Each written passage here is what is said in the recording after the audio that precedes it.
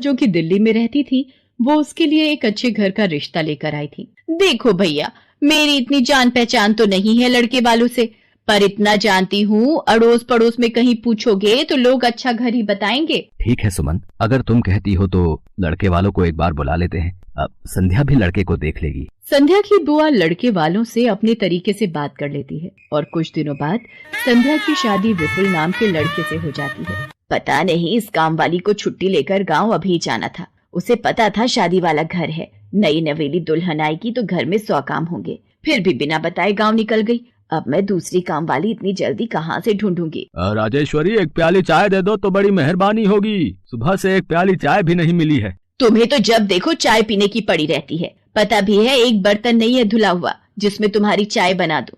ढेरों बर्तन रसोई में पड़े हैं झूठे। माँ, मैं कॉलेज जा रही हूँ, तुम मुझे ये मत कहना कि मैं छुट्टी कर लूं और तुम्हारे साथ घर का काम करवाऊं। मेरा आज बहुत बड़ा प्रोजेक्ट सबमिट होना है, इसलिए मैं तो कोई काम नहीं। अब इसे भी अभी कॉलेज जाना था। अब मैं क्या करूं, कुछ समझ नहीं आ रहा। संध्या की सास राजेश्वरी अभी काम वाली को लेकर परेशान हो ही रही थी, तभी संध्या राजेश्वरी की सारी बातें सुन लेती है और रसोई में जाकर बर्तन धोने लगती है।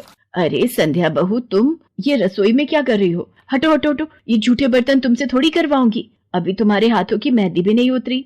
माँ जी, आप परेशान मत हो, मैं थोड़ी देर में ही सारा काम निपटा दूंगी। आप अकेले इतना काम नहीं कर पाओगे। ठीक है, अगर तुम कहती हो तो मैं कोई और काम कर लेती हूँ। माँ, पड़ोस में किसी से पता करो, शायद कोई और काम वाली मिल जाए। मैंने पूछा था, पर अभी किसी भी काम वाली के पास समय नहीं है। पुलकित काम पर चला जाता है, संध्या सारे घर का काम करती है। अब तो रोजाना ही ऐसा होने लगा। काम वाली तो थी नहीं।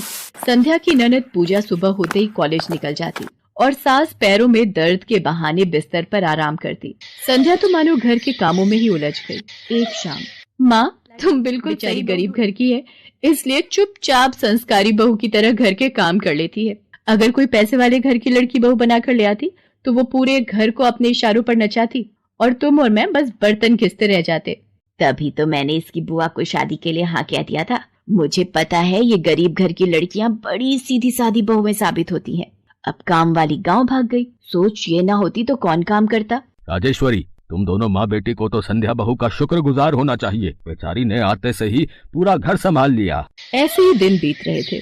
संध्या सभी घर वालों की देखभाल का पूरा ध्यान रखती थी। एक दिन, क्या हुआ पुलकित बेटा, तुम इतने परेशान क्यों हो? और आज तुम ऑफिस भी नहीं गए? पापा, मेरी नौकरी छूट गई है। कंपनी घाटे में चल रही थी, इसलिए उन्होंने मेरे जैसे बहुत से वर्कर्स को अचानक निकाल दिया। दिमाग खराब हो रहा है, गाड़ी की किश्त भरनी है, घर का लोन भी पूरा नहीं हुआ है। घर का खर्चा अब सब कुछ कैसे होगा, कुछ समझ में नहीं आ रहा है। पुलकित बेटा, चिंता मत कर, अब कोई ना कोई रास्ता निकल आएगा। ज्यादा होगा तो कुछ दिनों के लिए मैं कोई काम कर लूंगा। पापा, मेरे होते हुए आप काम नहीं करोगे। दूसरी नौकरी को लेकर परेशान था। उसे कोई काम नहीं मिल रहा था। घर में पैसों की तंगी भी शुरू हो गई। पुलकित ने अपनी गाड़ी बेच दी। घर के लोन को लेकर वो परेशान था। 15,000 रुपए की किश्त उसे भरनी थी। तभी, भैया, मेरे कॉलेज की फीस इस बार बहुत लेट हो गई है। मेरा आखिरी साल है, अगले महीने की 5 तारीख तक 12,000 रुपए फीस के भरने हैं। मैं कुछ इंतजाम करता हूँ। ऐसे खाली हाथ पर हाथ रखकर मैं नहीं बैठ सकती, मुझे कुछ सोचना होगा। पता नहीं, हो सकता है किरण ने बात कर ली होगी, पूछती हूँ। हेलो किरण, मैं संध्या बोल रही हूँ। तूने बात की फिर? पार्लर में जगह खाली है क्या? हाँ, मैंने बात कर ली है। 12,000 रुपए महीना देंगी रविता मैम। बोल, तू हाँ बोलती है तो मैं बात कर लेती हूँ। ठीक है, तू हाँ बोल दे, कम से कम कुछ तो पैसे आ जाएंगे। संध्या पुलकित से पार्लर में मेहंदी लगाने की नौकरी की बात करती है। पहले तो वो मना करता है, पर संध्या उसे समझाती है। पुलकित, मैं जानती हूँ आप परेशानी के दौर से गुजर रहे हो। मैंने आपसे शादी के बाद हर सुख दुख में साथ निभाने का वादा किया था, और आप परेशान मत हो, मैं घर और बाहर दोनों का काम एक साथ संभाल लूंगी। ठीक है संध्या, तुम कल से पार्लर में नौकरी के लिए जा सकती हो। अगले दिन से संध्या सारे घर के काम और वहाँ पर पूरा दिन मेहंदी लगाने का काम करती और शाम के वक्त घर आती। संध्या बहुत मेहनत कर रही थी ताकि वो अपने परिवार की मदद कर सके। संध्या बहुत सुंदर मेहंदी लगाती थी। ये बात उसकी सास को तब पता चली जब उसने पार्लर में काम करना शुरू किया। संध्या को पार्लर में काम करते हुए 1 महीना बीत चुका था। पार्लर की मालकिन रविता भी संध्या की मेहंदी लगाने के काम को देखकर बहुत खुश थी। संध्या, तुम सचमुच बहुत मेहनती हो। पिछले 1 महीने में बहुत से क्लाइंट तुम्हारी तारीफ कर रहे हैं और अपनी फैमिली फ्रेंड्स की शादी या सगाई फंक्शन के लिए तुम्हें ही मेहंदी के लिए बुक करना चाहते हैं। और हाँ, ये तुम्हारी सैलरी 12,000 रुपए। बाकी ये तुमने ओवर टाइम भी शादी के सीजन में बहुत किया है, उसके 6,000 रुपए अलग से दे रही हूँ। थैंक यू मैम, आपने मेरे काम की इतनी तारीफ की। मैं तो बस भगवान की कृपा से मेहनत से करती हूँ। संध्या घर आ जाती है और 12,000 रुपए पूजा के हाथ में रखती है। पूजा, ये तुम्हारी कॉलेज की फीस के पैसे, तुम कल ही अपनी फीस जमा कर देना।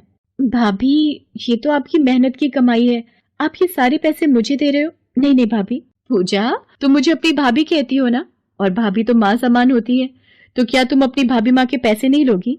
तुम अपने भैया से भी तो लेती हो ना।